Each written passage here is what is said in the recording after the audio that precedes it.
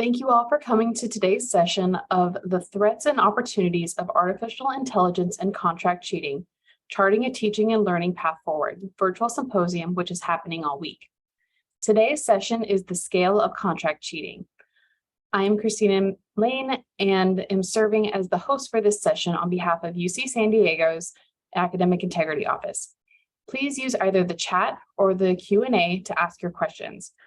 Our speakers have decided to answer questions at the end. Again, welcome, and I turn it over to Dr. Tricia Bertram-Gallant. Hi, everybody. Welcome back to those of you that were with us this morning, and a good welcome to those of you who are joining us for the first time, and a good morning to Guy Curtis, who is coming to us from Western Australia. So it is 6 a.m. on Tuesday for him. So you can give him a special shout out for getting up so early in the morning. Guy is not only a good friend of the entire academic integrity community. He's an avid researcher. He is obviously in psych that you can see there in the background.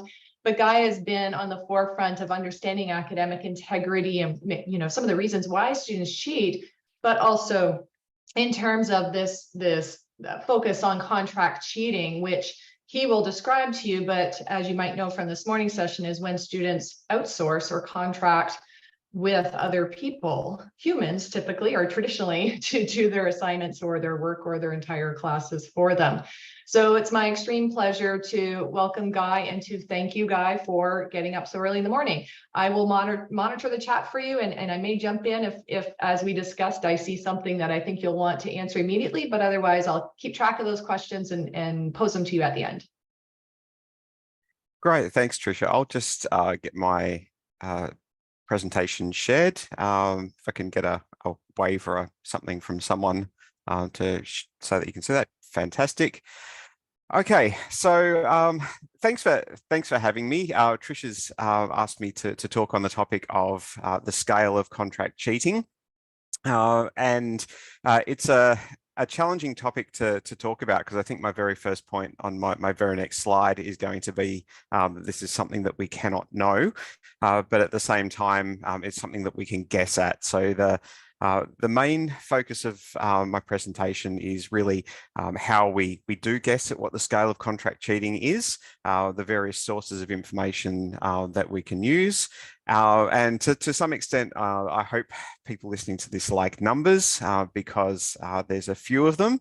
And one of the things that you'll notice as I go along through the presentation is that the numbers get increasingly larger as I show you different ways of looking at the scale of contract cheating.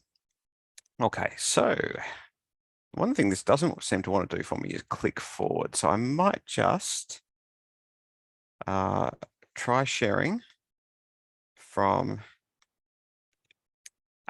different link. Okay, better.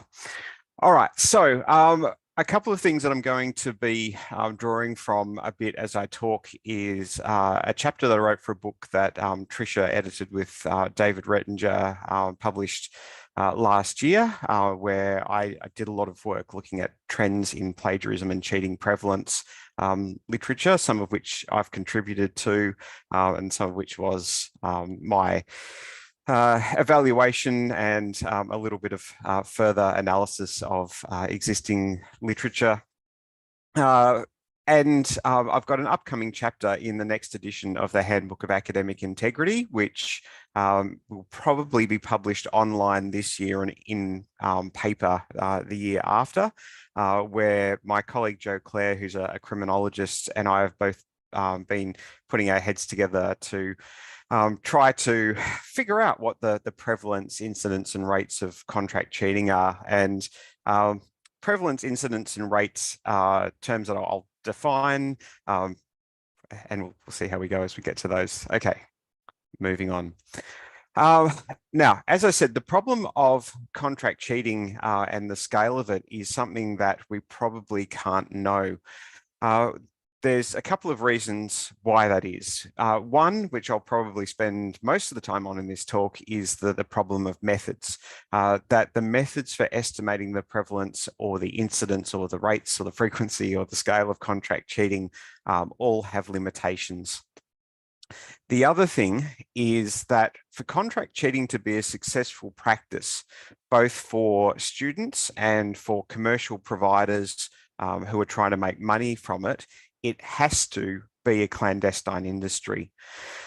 If contract cheating was entirely out in the open, was something that was clearly visible, it wouldn't be something that students could use to cheat because it would just be caught all the time. And if it was something that writers were going about sort of showing all of their work to everyone else, we would know what would happen. But for it to work, for students to get away with it, it has to be something that they hide away. And that, of course, makes getting at the scale of the problem a real challenge. You'll see on the left have an item that's for sale on Amazon, which is the cheating pen. These are pens with rolled up and rollable notes that you can pull in and pull out. It works as a cheating pen in exams because it allows you to hide the notes from people who are proctoring the exams. If you couldn't hide the notes, it wouldn't help you to cheat. And that's the problem that we have with contract cheating in particular. Most academic misconduct that people try to engage in to conceal from others. The problem of figuring out how much there is takes our eyes being in the right place at the right time. So what I think as an overall thing that we need to do in order to figure out the scale of contract cheating is to use multiple sources of data. We need to triangulate our understanding of the problem by looking at lots of different things. We have information that comes from self-report surveys, and a lot of these self-report surveys are anonymous, and people who don't have a lot of knowledge of survey methods think that anonymous surveys, people will just tell you the truth because you don't really know who they are. But we also know from more detailed research that people will tend to underreport bad behaviour in surveys even when they're anonymous for various reasons. Our capacity to understand the scale of contract cheating from detection is even worse than our capacity to understand it from self-reports, because we know that a lot of more people report engaging in contract cheating than get caught at their institutions. We have information that comes from things like internet traffic about the scale of people using internet sites that provide bespoke assignments, that provide answers to tests and things like that. But that information that comes from web traffic sometimes tells us things like how much people are accessing sites, not whether they are getting information from those sites or getting assignments from those sites and then using them to submit as if it is their own work. We also have some very weak details on the financial scale of the contract cheating industry. I'll give you a figure later on in the presentation that's been estimated about how much this industry is worth, but that figure of a scale leaves out a couple of things. One thing that it leaves out is that contract cheating isn't necessarily always for payment. And the fact that it's not always for payment is a definitional question. So the financial scale only tells us about, say, commercial contract cheating. The other problem is that even those who have given the estimate of the financial scale of the industry say that they think it's an underestimate because, as I was saying before, so much of the scale of the industry is hidden. I will also talk about some alternative methods for estimating the scale, prevalence, frequency, and engagement in contract cheating. One of which is a study that I led that's published last year. And I'll also mention another method that I think would apply really well to this problem that hasn't been used at any point so far for contract cheating, as far as I'm aware. Now, if you can hear a little bit of noise in the background, so my dog and my cat are having a Mexican standoff to the left of me. I hope they sort that out for themselves. No, or Trisha's giving me a thumbs up that that's all quiet. Okay. All right, what are these terms, prevalence, incidence, and rates? The prevalence is potentially the proportion of students who engage in contract cheating in a specified period of time. So, for example, the percentage of students who ever cheat or the percentage of students who cheat annually might be considered the prevalence of contract cheating. The incidence is how many times, or how many instances of contract cheating, I should say, students engage in during a specified period of time. So the average number of contract cheating events per student per year could be an estimate of incidence. And the rate is the prevalence times the incidence. So this could be, the incidence might be students cheating, say, 2 times each per year. The prevalence could be, say, 5% of students. So the rate would be the prevalence times the incident and how many times contract cheating occurs. Now, one of the problems we have in estimating that big question of the scale of contract cheating is that various studies look at prevalence, not many look at incidents, even fewer look at rates. Some of them look at time constrained periods, such as whether students do something in the past year. Others look at less time constrained periods, such as have you ever cheated? And from there, you might not necessarily have information about whether a student has had 6 years in higher education study or 1, and their opportunities to cheat in those times are clearly vastly different.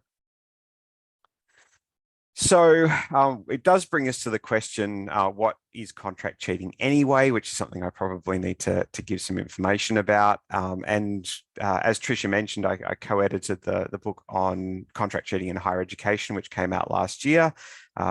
And hopefully, if you're at a university, your university can get a copy of this book in their library or as an ebook. I don't get any royalties. I'm just saying I think it's worth reading because having edited it, I've read it, and I think there's some good stuff in there.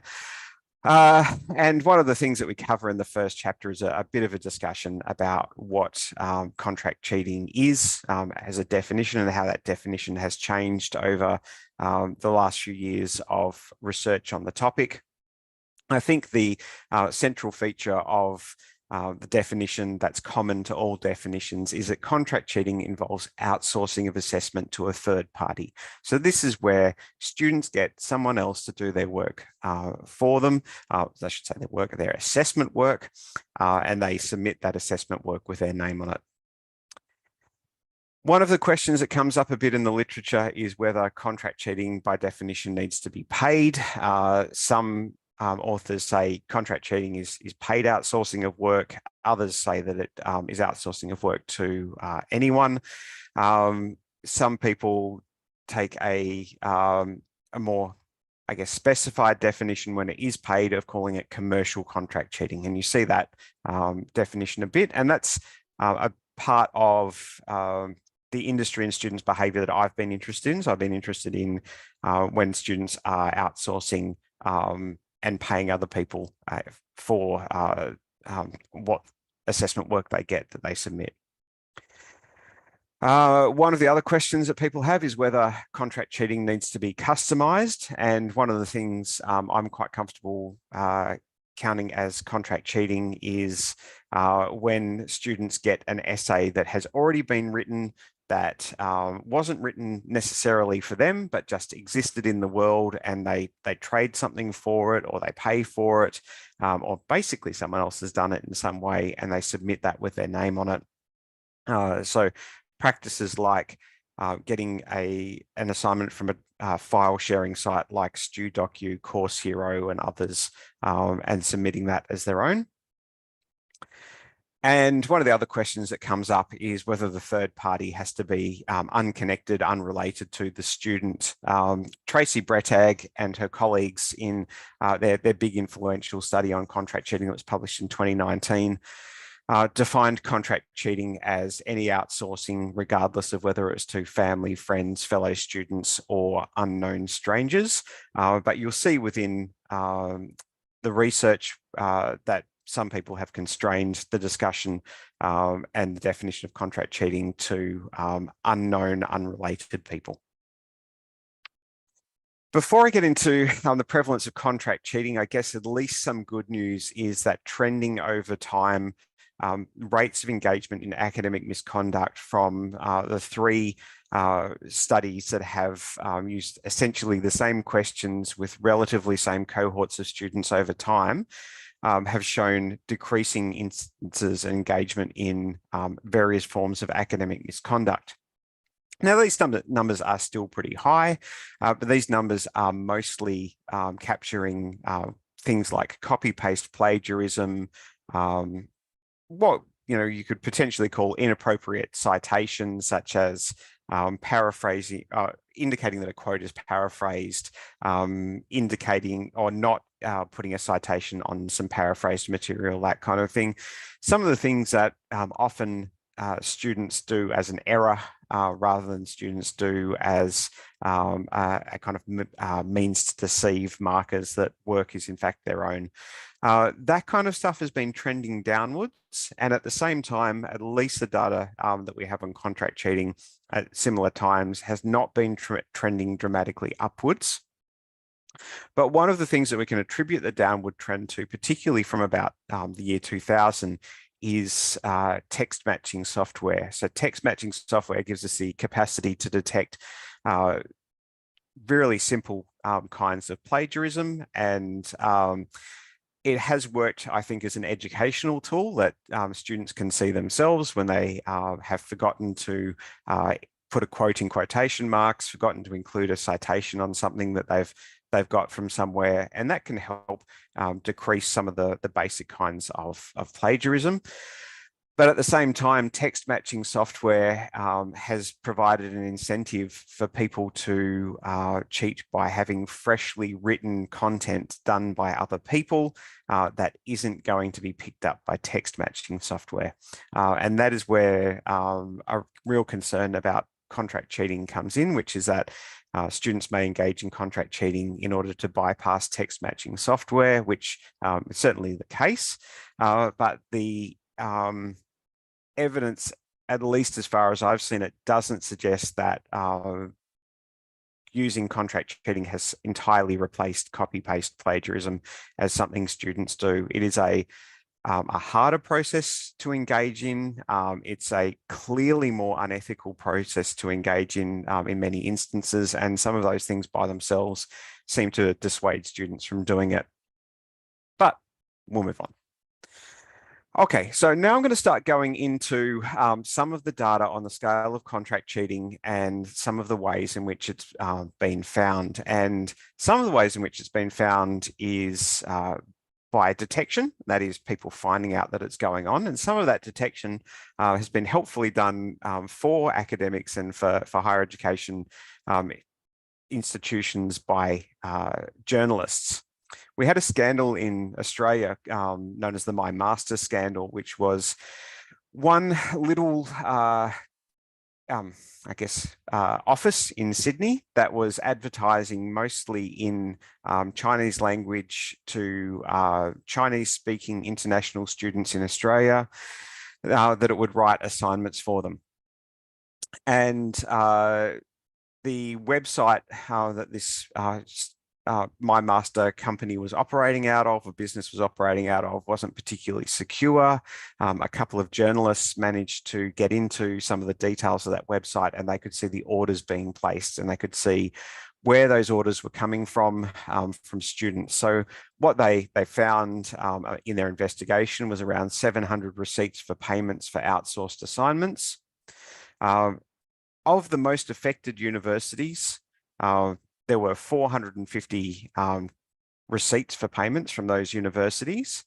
And even if every order was from a unique student. And we do know, and they in fact in this had some evidence that some students were making multiple orders, but even if it was only one order per student or 450 orders, that would only be 0.17% of the enrollment of those institutions. So a very small percentage. And as I said, what you'll see through the course of my presentation is that percentages and numbers will go up. But when you see something like 700 attempts at cheating, potentially 450 students at major institutions, cheating, that sounds big, but as a percentage, it wasn't particularly much. At the same time, that's only one company. And one of the things I'll tell you about is the number of websites and potentially companies that are doing this stuff. At the University of New South Wales, where Kane Murdoch, who is presenting later in this series, used to work, used enhanced detection methods to catch contract cheating. And they, using enhanced detection methods, recorded between 2019 and 2020 a 500% increase in the number of substantiated contract cheating cases in a year. Now that 500% increase took them to 168 cases, which is 0.27% of their students. Again, numbers not very big so far. In one of the biggest surveys of contract cheating, the GEMS survey, which is the Global SA Mills survey, they looked at detection of contract cheating, not by journalists finding it happening, not by investigators finding it happening, but just by students telling us that they had been detected. What they found in the survey of over 7,000 students was less than 1% reporting that they had been caught engaging in outsourcing of their assignments. Similarly, the large study of contract cheating in Australia, which had 14,000 students in it, that was conducted by Tracy Brettag and her colleagues, found 2.2% of students reporting that they had outsourced an assignment to a commercial source. But of those, in follow-up analysis of the big data set they obtained by Harper and colleagues, they found that only 0.3% of students had reported being discovered having done so. So this is, again, really tiny numbers. But interestingly, if you look at the number of reports being discovered, self-reports being discovered, or the number of reports that come from elsewhere, what you see is that these numbers are often a half to a tenth of what people are self-reporting as their actual engagement in contract cheating, such as that 2.2%. Interestingly, though, students only spend somewhere between, depending on where they are in the world and what they're doing, 2 to 6 years to 8 years, maybe, as students in higher education. Whereas faculty report spending a lot more time in higher education, on average, careers of 20, 30, 40 years. And over half of the faculty surveyed by Brettag, Harper and colleagues reported that they had detected outsourcing by students at least once. One of the other ways that we can potentially estimate the rates and scale of contract cheating is by marks discrepancies between unsupervised or unproctored assessments, where students may have the opportunity to engage in contract cheating and not be easily detected doing so, versus the kind of assessment marks that students get from supervised situations where their ability to cheat is significantly reduced.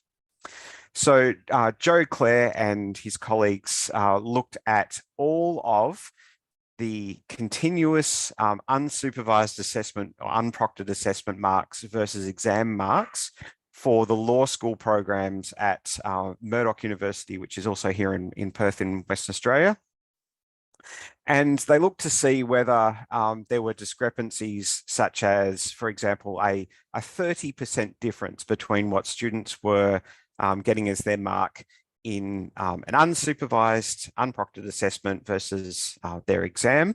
But they had some different decision criteria, 30-point difference, 40-point difference, 20-point difference, as some things that they were looking for. Those decision rules that they applied gave them different estimates of the potential amount of contract cheating in their law school classes, ranging between about 2 and about 18% of students. They thought 18% was a bit high, but they also thought 2%, given what students tell us in surveys, was a bit low.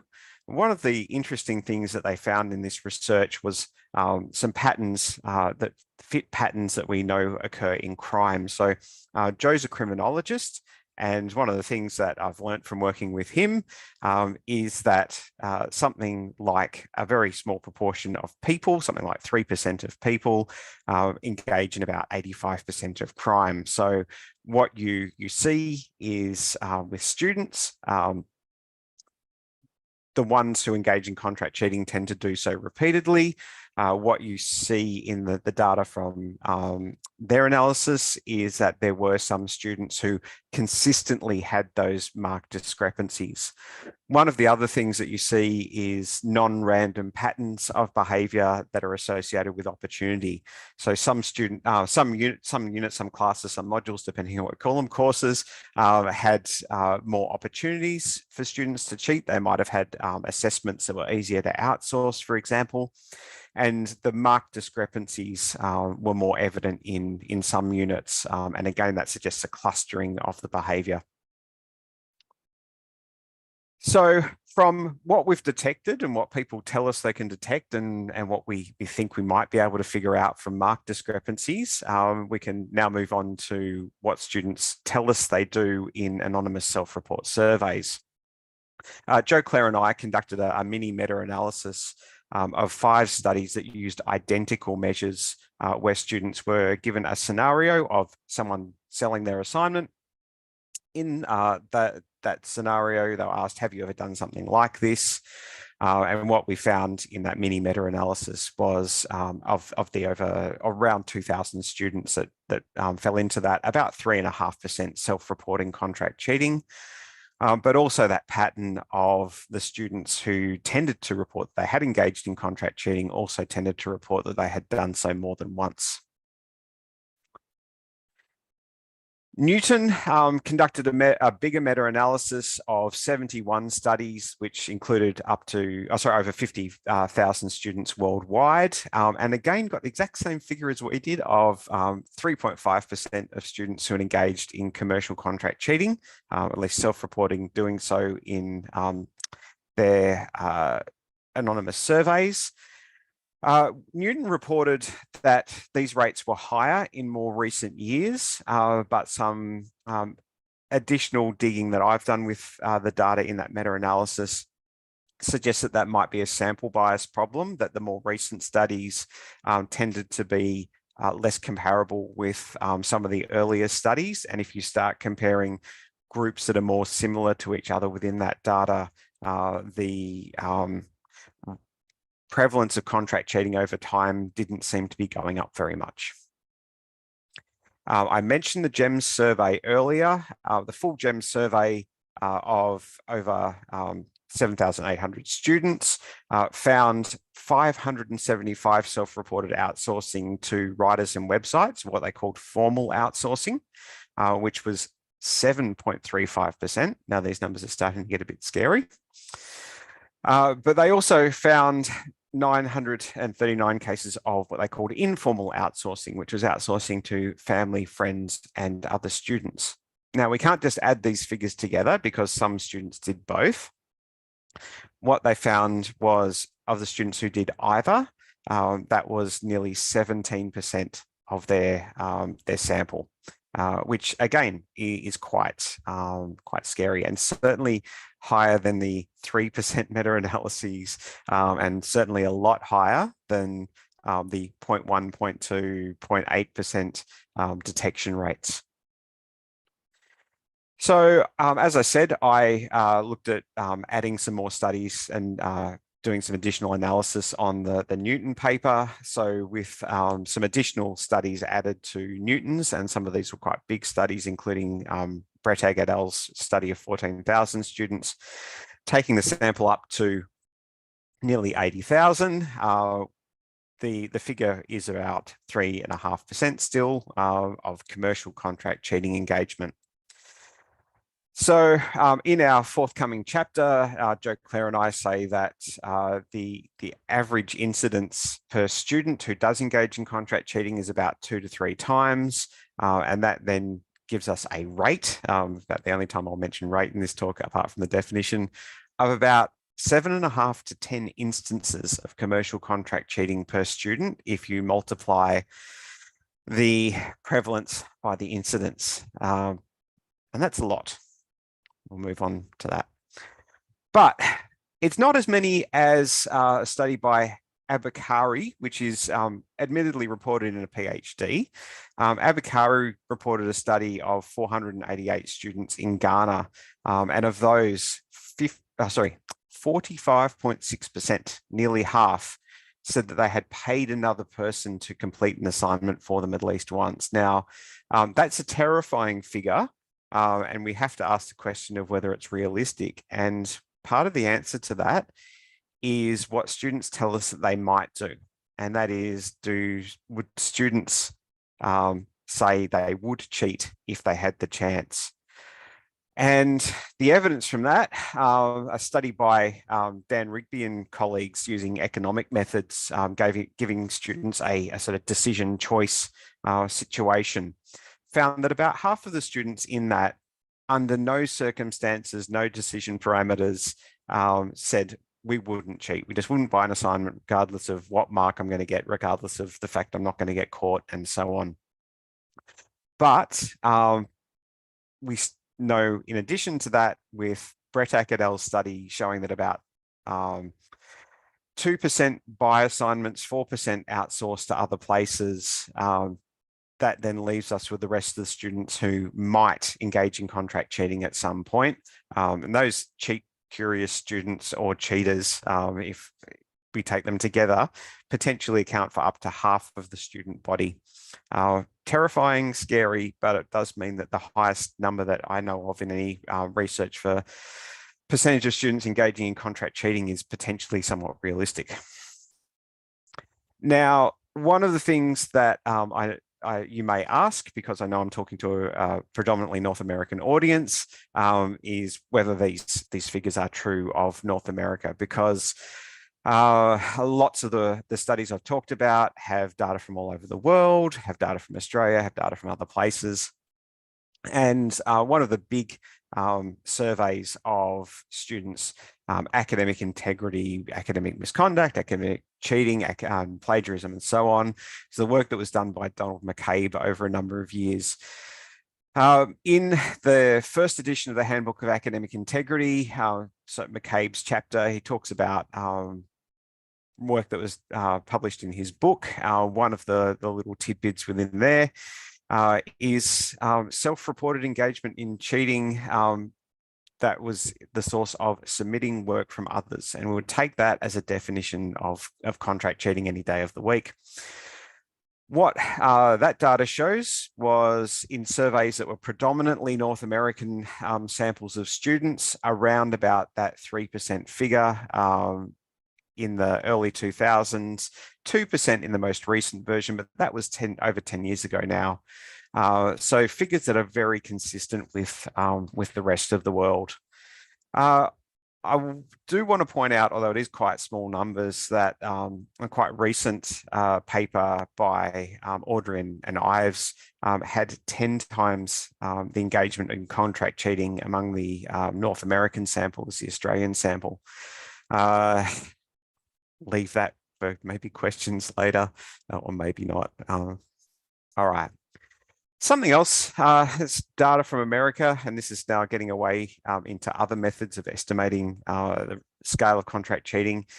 is data that comes from internet usage. Some data from Cisco shows that access to domains associated with academic fraud, so this is potentially sites selling essays, internet traffic goes up, associated with the start of academic semester, the autumn semester. I believe that would be for you guys. We work on a calendar year, academic year in Australia, and I get confused by the Northern Hemisphere, but that data there shows that as assignments start to come in, student access, or people's access, we presume students, to these academic cheating sites tends to go up. Thomas Lancaster, who some of you may have heard from this morning, did some work looking at accesses to the website Chegg, which does things like provide live answers or reasonably quick answers to questions that students post. And students can post, for example, questions from an online test or a take-home exam to Chegg and get an answer within about 20 minutes. What Thomas's research found was that access to Chegg by students in STEM subjects increased by nearly 200% between April 2019 and April 2020. And that corresponds with a lot of teaching going online as a result of the coronavirus pandemic, and a lot of assessment going along online along with it. So something else we know from websites is that the way the industry works is that often there will be multiple websites trying to give students an opportunity to find writers that are all operated by the same business and all tap into the same pool of writers. This diagram comes from Kath Ellis's paper that's in the International Journal for Educational Integrity, where they looked at how the websites operate in the contract cheating industry. So often there'll be a range of client sites that students can find. They might all have different domain names, but they might link up to a pool of writers, and those writers are all paid via the owner of all of the different sites for the work that they do writing bespoke assignments for students. In Australia, the Tertiary Education Quality Standards Agency, we affectionately call TEQSA, has blocked at the level of internet service providers because providing academic cheating services, as they define it, to students in Australia has been prohibited under law for the past 2 years. They've blocked 150 sites. This was the 150 sites that have had the most traffic, according to their analysis. That means that if a student has or is using an Australian IP address and they try to look up any of these sites that provide bespoke essays to students or assignments to students, they just will get blocked. But of course, they can get around that with a virtual private network, a VPN that puts them somewhere else in the world. But that extra step of having to go through a VPN is just one more barrier in the way of getting there. So it's a little, but it's something. However, we have a list that's circulating within Australian higher education institutions of suspected contract cheating websites that contains over 2,300 sites.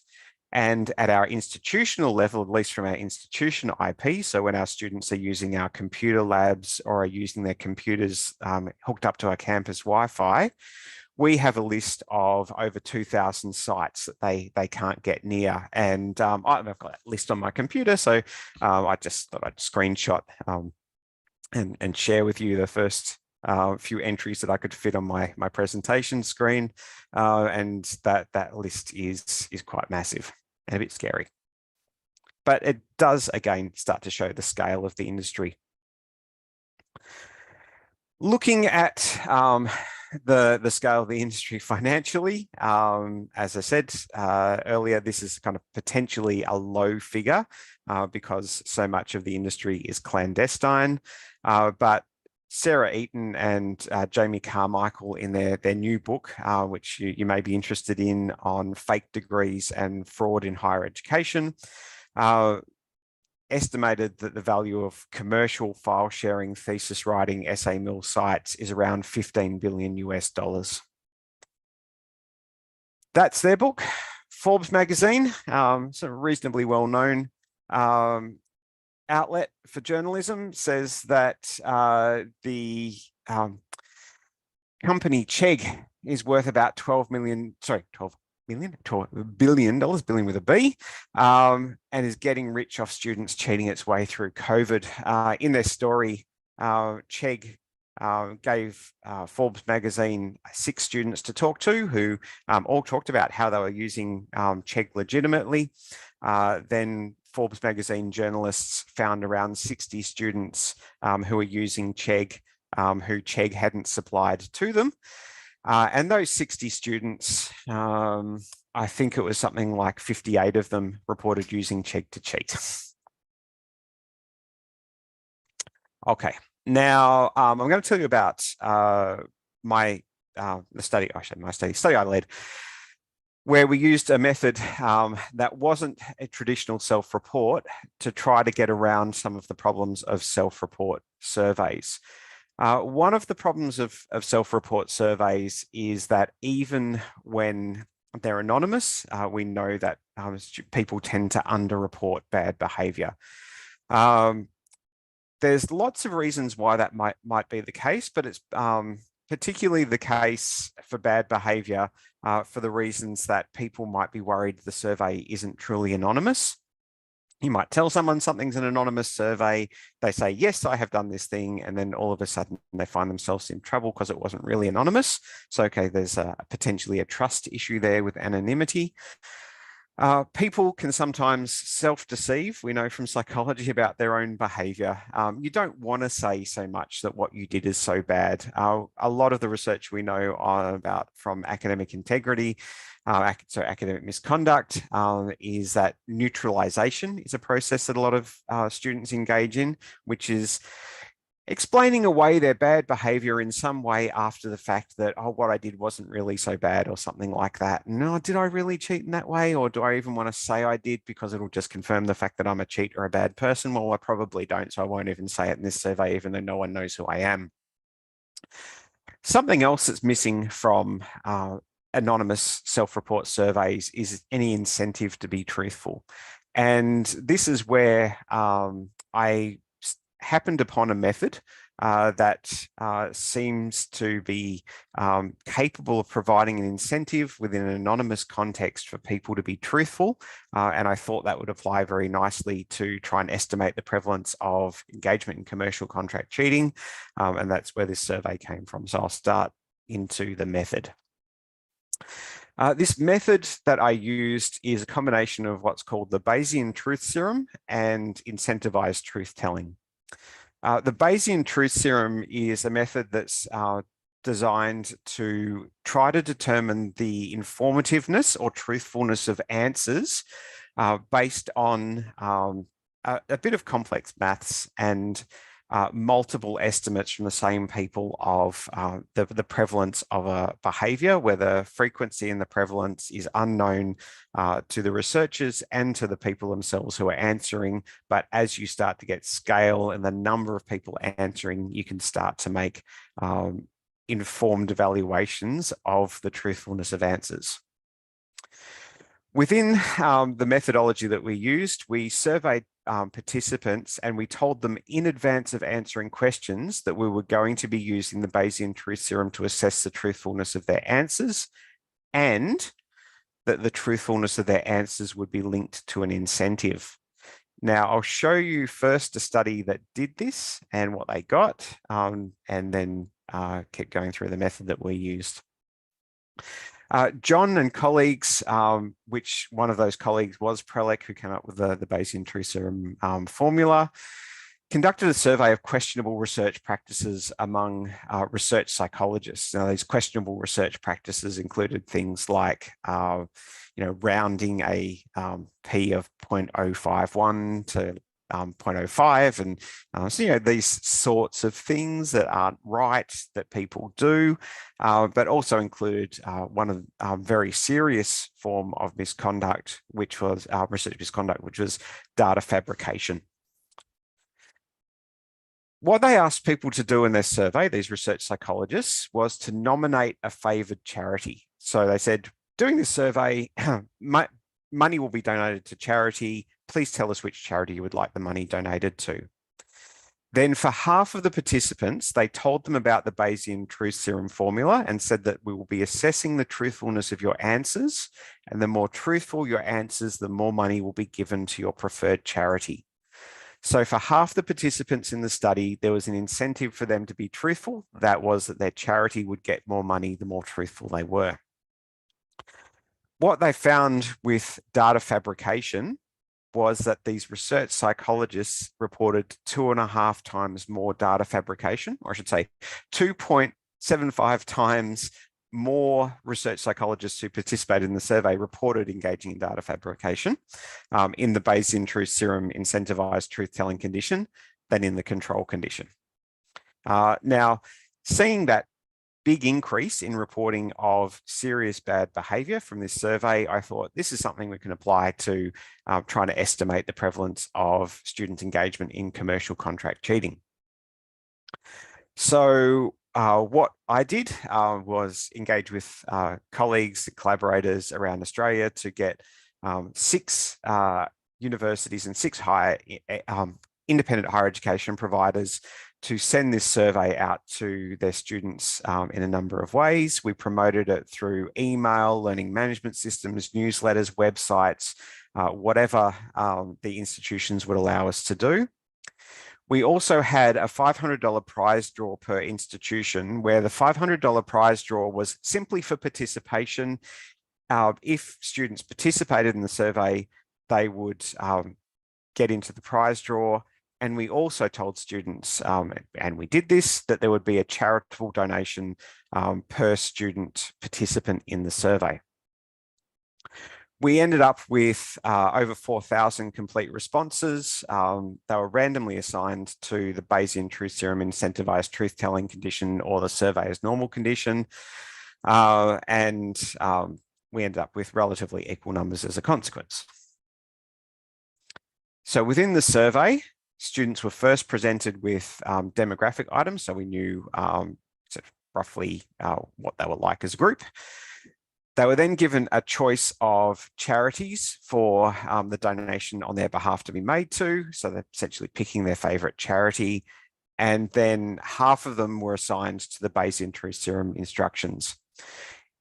What those students saw was something saying to them, we will be applying this method called the Bayesian truth serum to your responses, which tells us about the truthfulness of the answers.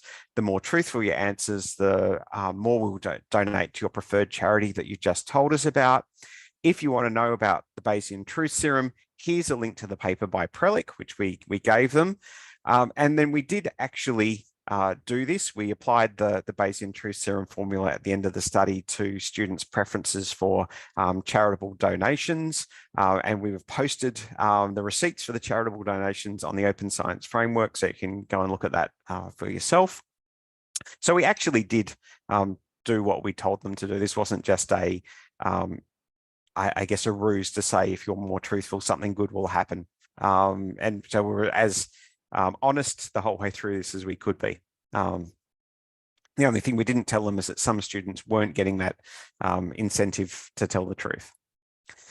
So the next part of the survey explained commercial contract cheating. I've got there a CCC in the form of custom ghostwriting. And that is, we said to students, something that can be students can do is engage in commercial contract cheating by paying someone else to do their work for them. Custom ghostwriting is a situation where students pay someone else to write an assignment for them, and they submit that assignment as their own or with their own name on it. We then asked students to make 2 estimates. The first was, what percentage of students do you think have engaged in custom ghostwriting? So that is getting an assignment written by someone else and submitting it. We then asked them to estimate Of the students who do engage in custom ghostwriting, what percentage of them would admit to doing so? And then we asked them the question, have you ever engaged in this behavior, and have you done so in the last 12 months? We then repeated that same set of two estimates and the potential self-admission, asking about whether students had downloaded an assignment from a file sharing site, put their name on it, maybe lightly edited it and put their name on it, and submitted it as their own.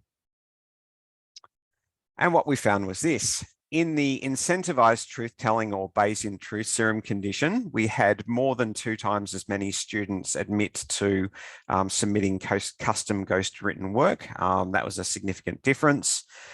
We had nearly 2 times as many students admitting to having submitted assignments from file sharing sites in the last 12 months. Again, a significant difference. And more students having done either or both custom ghostwriting or submitting assignments from file sharing sites in the last 12 months. Now, an interesting percentage I want to point out here, the either or both, so that's having engaged in commercial contract cheating, in the last 12 months in the control survey, so that is where people didn't have an incentive to be truthful, was 3.5%. That's the same as we'd previously got from meta-analyses of self-report surveys.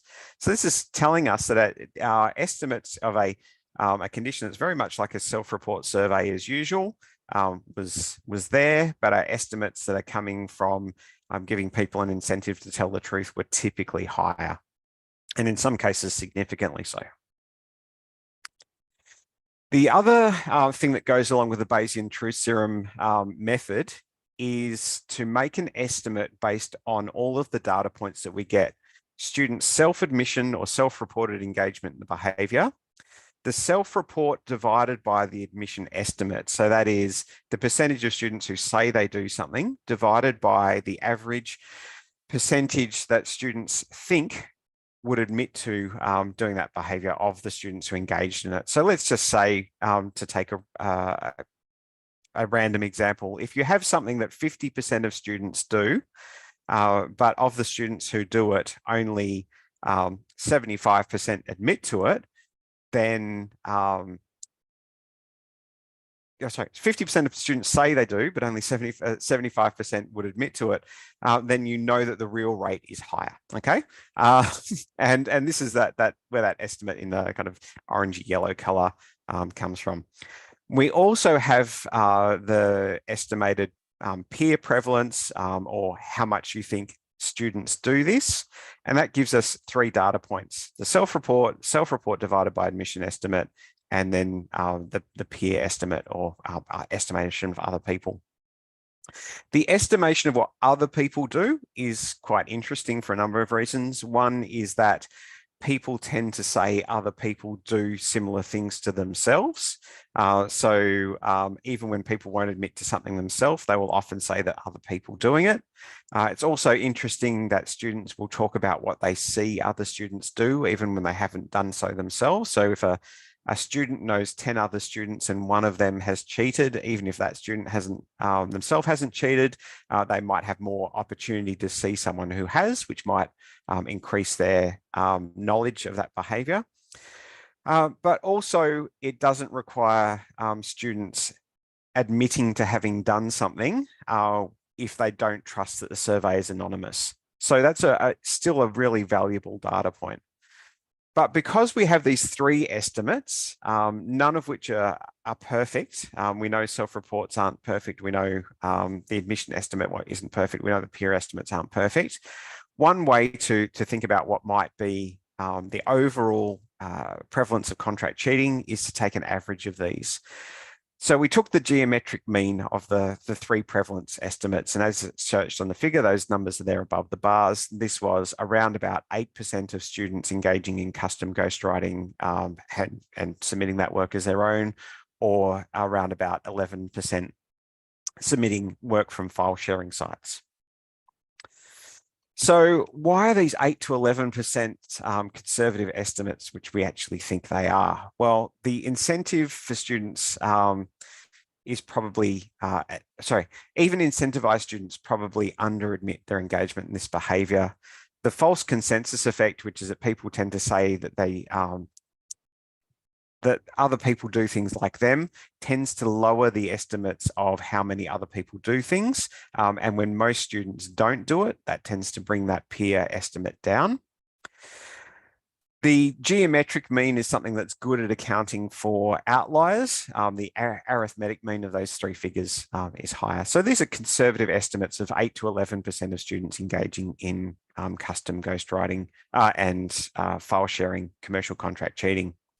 So our conclusion from this research was that self-reports of commercial contract cheating are similar to other surveys in this study, but the incentivized truth-telling suggests that the self-report surveys might be below the true figure by up to about 2.5 times.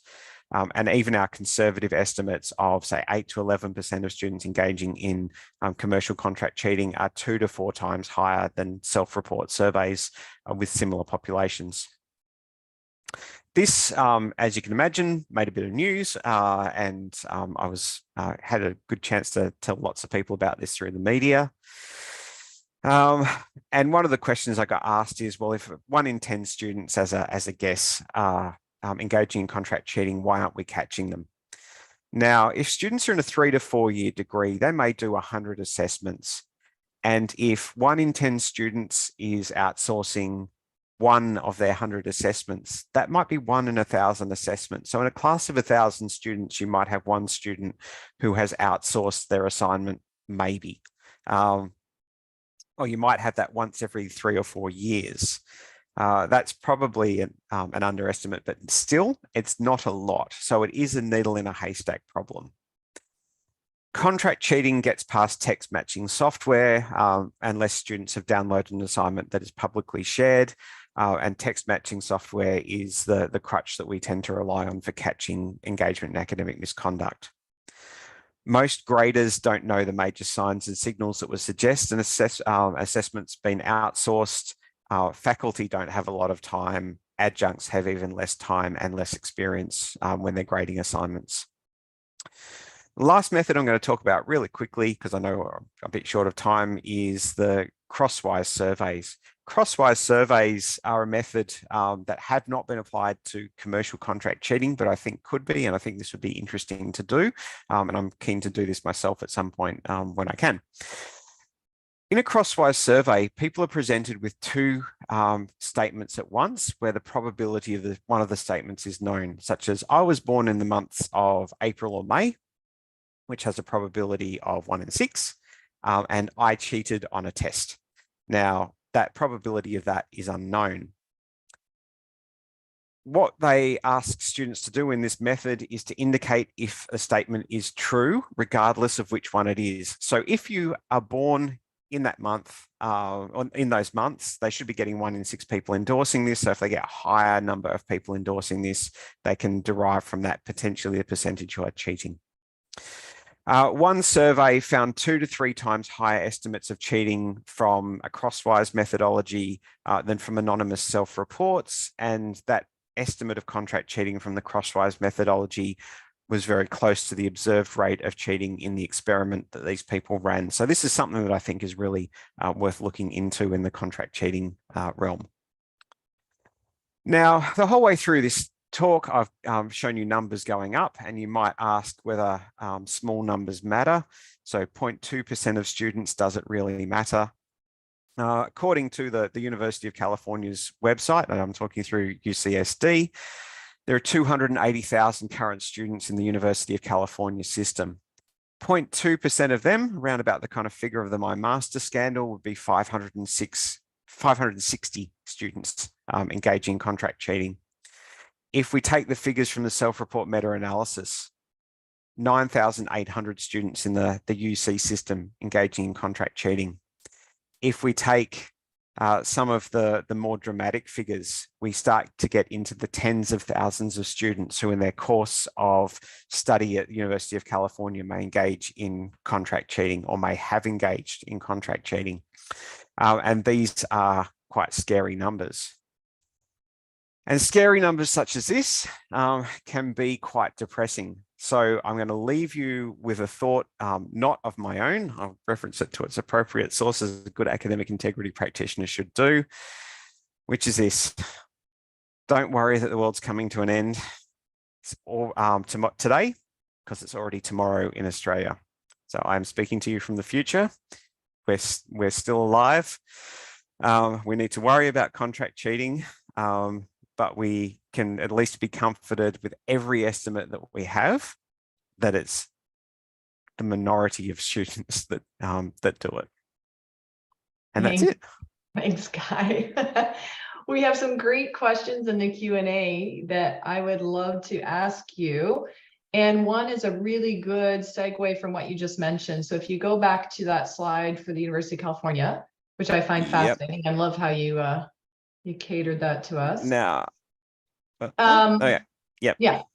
So this is all estimates that, came out, studies that came out before November, the fatal day in November 2022 when ChatGPT 3 was released. Sorry. So one of the questions in here is, will contract cheating done by humans die out as a result of generative AI? Good question. So I think there's three possibilities of what will happen to the contract cheating industry as a result of ChatGPT and generative AI. The first is that students will do their work using free generative AI like ChatGPT instead of outsourcing to a person. Because it's free, it's easier. ChatGPT won't potentially blackmail them. Not that that's something that students worry about, even though they should worry about it. So that's one possibility. Students will do that. Another possibility is that institutions will adjust their assessment methods to ChatGPT and similar things, where we might do, and this is something I'm doing right now, say to the students, generate something from ChatGPT on this topic, and then critique it, fact check it, find appropriate references that support or refute the content that's in there. That sounds like hard work. Students might just outsource that to a commercial contract cheating provider. The other thing that might happen, of course, is that contract cheating providers themselves may use ChatGPT to become even faster, more efficient, more proficient at writing their assignments and assessments. If they do that, what they will be able to do is lower their prices, make their work more attractive, maybe produce more of it at scale. So evidence so far, there was there have been some reports of people who do write for commercial contract cheating providers saying, we are getting less work, cry me a river. Right. But my friend Dan Rigby of the Rigby study fame, the one that looked at students' choice making, he's an economist. His guess is that is a short-term to medium-term problem for the contract cheating industry. The industry will adjust its methods, and as higher education providers, universities adjust their assessment systems and assessment practices, it might just put contract cheating providers' business model back to where it was. Yeah. Well, and I'm also worried, actually, Guy, about how, so Turnitin came out with their similarity detection software in 2000 to detect text similarity. And one could argue that was one of the things that led to the contract cheating industry, other than the internet, because then that's harder to detect. As you said, Turnitin wouldn't necessarily detect that, or the old similarity report wouldn't detect that. So with generative AI, does this just push the contract cheating providers into completing entire courses or degrees for people? Because at this point, Gen AI is a long way from being able to do that. You have to as a student, you have to engage with the tool quite a bit, right? So yeah, so it could push that, as you say, that industry even to be more important for those few students. And I'm not going to name institutions, people, or anything, but I have heard from someone who has good knowledge of this. that there are instances of particularly international students trying to get student visas into countries that they would prefer to be in, outsourcing their entire degrees because their reason for being enrolled in a higher education institution is to get that visa or to get into that country.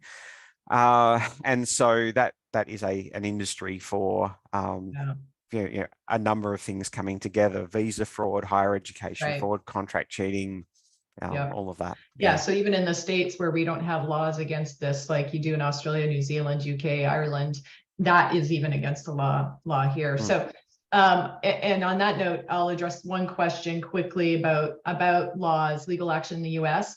Yes and no. There's actually some movement in that area that is looking at legislation. And so stay tuned for those of you interested in that. We do have 17 states that have legislation against contract cheating. They're just not effective legislation at this point, and they need to be updated, and there needs to be a different approach. So stay tuned. There may be something coming down the pike for that. You mentioned this, Guy, when answering the last question, and also in your presentation, about one of the benefits of generative AI, perhaps. So far, it's not going to try and extort the student. But we know that contract cheating human providers have. And so what are some wise practices for informing students about that unscrupulous side to try and get them to not use those providers, not give them their credit card number? Yeah, sure. So I actually had some really good research just down the road from me here in Perth at Curtin University. John York, Leslie Stefik, and Tricia Viren Cotton. They ran a study where they asked students about their likelihood of buying an assignment, but for half of the students, they told them that it is possible that if you buy an assignment from someone, the people may inform on you at the university. They may demand more money from you in order to not inform on you at your university. And what they found was that the students were significantly dissuaded by knowing that that was a potential problem. So making that clear is good. I have down the bottom of my last slide here a link to the Tertiary Education Quality Standards Agency. The toolkit has all sorts of good stuff in it. That's the link there to it's a toolkit, which is the Academic Integrity Toolkit. But also on their website, they have some posters you can put up around campuses. And one of those posters says, if you ask someone else to write your assignment for you, they may, demand more money to not turn you into your institution. Something to that effect. I'm sure that they have it more eloquent than that. But yeah, posters, flyers, why not? And I've seen it with quote unquote friends and family too, where between when dating relationships have gone bad, and they'll use that to say, I'll tell everybody you were contract cheating. And so, false allegations like that as well.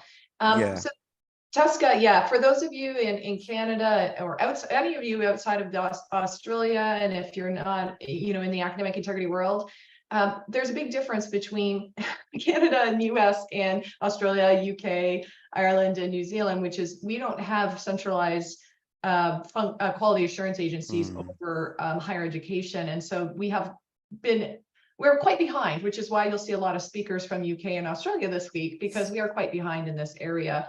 And so that TESCA is their quality assurance agency, and it has a lot of good information on academic integrity. So I do back Guy up there in advising you to seek them out. So related note, you talked about how TESCA has helped block sites. They have a list of sites. Cisco, as we know, also has a list of sites. I had already answered a question in writing saying, yes, I think it's worthwhile to block them, because at least students don't get the mixed messages from us, right? We say don't do it, but then we let them access it with our internet, with their email addresses, their university email addresses. So I do think it's worth blocking so that we're not getting those mixed messages. But the question, and I couldn't answer this one, was is Texa willing to share that list of sites? I know at first they Um, were shipping it outside okay, Australia. the list of sites that's circulating around Australian universities, I've got as a nice Microsoft Excel file, and I can email that to you after Okay. after we finish talking, if you like. Okay. It's one that institutions, certainly using among themselves. At the same time, things keep popping up. Yeah. I was watching something on YouTube a couple of days ago, and the first ad I got was, oh, look how unreliable ChatGPT is in writing this assignment. What if we get a real person to write it? And can a professor tell the difference? And it was advertising a contract cheating site. I was like, okay, that's illegal in Australia. And I've just got this sitting here in Australia. And Right. then I went to look at the site and found it was blocked. Now, this must be one that that Texa are blocking, or they have geo-blocked themselves from Australia because they know they're breaking Australian Yeah. law, but their YouTube ad was still coming up. Okay. Yeah. Because didn't some of the, and I can't remember if it was Australia or UK or wherever, where the laws did also were going after the platforms, YouTube, Google, PayPal, and not, so they're saying it's illegal, so you can't serve these. Yeah, so the Australian laws allow advertising to be taken down or make it illegal to advertise these services. So this is where part of the blocking of the websites comes in, but it also has Texa talking to the search engine providers, the big content providers about taking down that content as well, where they find it or see it. Okay. So related to that, you talked about posters around campus. That's great. What about, what about online students or online? What practices can we use to deter students from going to contract cheaters if they're in an online course or a whole degree? Yeah, so getting the message out is something where you just have to use as many media as are available to you, whether that's your learning management systems, your syllabus, your emails, your policies. One of the things that I frequently come across in talking to people about contract cheating is that some people go, oh, if we just design better assessments, then you can't cheat them. Those cheat-proof assessments, I always hear and look, instructors tell me. if you design better assessments, you may have some where students are less willing to cheat because the assessment is more interesting to them. They want to do it themselves rather than give it to someone else. You might have some where it's easier to detect them cheating because it's work that they can't get someone who doesn't have their knowledge to do. There might be situations where they can't easily outsource it in another way because there's some kind of identity verification in the process of the assessment with a proctored exam or something like that. But all of these are partial solutions to the problem of contract cheating. And so what my PhD student, Kiara Rundle, and Joe Clare and I wrote about in a chapter was the need to have multiple barriers to contract cheating. So whether and those barriers we talked about as being the environment, the engineering, the enforcement, and the education. And so the education piece is part of that. That message we get out about, what are the dangers, what are the risks, and so on. But we still need the enforcement of catching people who do it and having students be aware that there are penalties and that people do get caught. And we need the engineering, the systems in place, the policies in place that allow us to catch it as best we can. And we need the overall environment of a culture of academic integrity within an institution that emphasizes to students that doing the right thing is really important. Yeah. And just to plug that then for Wednesday afternoon, I'm already forgetting what day it is. California time, Kane Murdoch will be talking about how do you detect contract cheating. So if you're interested in that and you haven't signed up for that session yet, please do so. So here's an interesting question. This is probably there was a kind of a question about when you mentioned that students think that their peers are saying their peers are doing it more than they're doing, and does that lead to more cheating? And yes, peer norms or perceived peer norms generally, regardless of whether it's contract cheating or any other kind of cheating, is one big influencer of why students will cheat. But this question I think is interesting. So any guess, and this will be our last one, on the percentage of students who contract cheat for all of their classes and assessments, or maybe some, but who contract cheat their way through, all the way through to earning a degree? Do we have any knowledge of that? We know that it happens. We don't know the scale exactly, because some instances those are harder ones to get caught, because there's no ability to compare the student's previous work with their work in a different class, right? That's one of the ways in which we can detect contract cheating, is that you see a student's performance has changed substantially, or their writing style has changed substantially. The originality detection software that was developed by Turnitin uses that as one of its methods, right? So if students cheat the whole way through, really hard to catch. Unless they use different providers, unless they're not using the same person. If they use different providers, but yeah, so no idea from me. Yeah. There was that story way back in the day, early 2000s, when the Walmart era set at University of Southern California. We found out that her roommate was completing all of her courses for her because her roommate was less financially secure and was getting paid. Yeah. And in a book by Mary Trump, who is famously the niece of Donald Trump, she actually recorded a conversation with her aunt, so Donald Trump's sister, where Donald Trump's sister said, I completed all his homework for him when he was in school. That. So, there's a whole way through there. Yeah. Well, thank you very much, Guy. We're at time. But we got through the questions that were in the Q&A, so really appreciate your time. Everybody, you can express your thanks to Guy in the chat. Stay tuned. Yes, this was recorded, and all recordings will be sent out to registrants. I can't promise, immediately. It's a busy week, but for sure before the end of the week. So thanks all for coming, and thank you, Guy, for spending your early morning on Tuesday with us. Really appreciate it. No problem. I'm awake now. You're like me. You get more energy after talking. That's right. And you'll crash in like a half hour or so. Oh, probably. Yeah. All right. Well, all right. Thanks for having me. Tuesday, Guy. Thank you. Thanks, everybody. See y'all tomorrow at 11 a.m. California time. Tomorrow is Anna Mills talking about rethinking writing as assessment, and Phil Dawson in the afternoon talking about how do we redesign assessments in the era of artificial intelligence. So thank you, everybody.